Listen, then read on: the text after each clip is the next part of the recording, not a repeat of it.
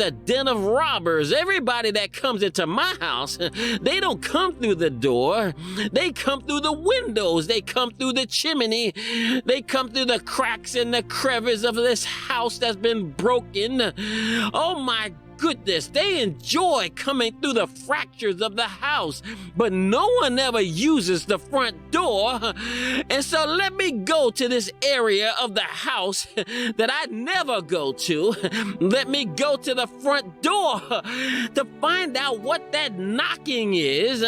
Nobody knocks. Everybody just walks in. But somebody's knocking at the door. Somebody's trying to use this door in a manner I'm not accustomed, so I'm gonna go closer. And who is it, I say? Who is at this door? Who is it? Why don't you just walk in? No, says the voice on the other side of the door. I can't just walk in. You've got to invite me in. Well, who are you? I am the Lord God Almighty.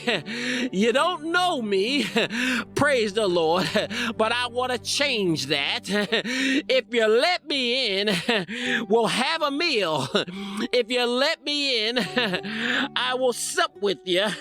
I brought some food. I did not come alone, but I brought a meal so that we can sit and have a conversation together.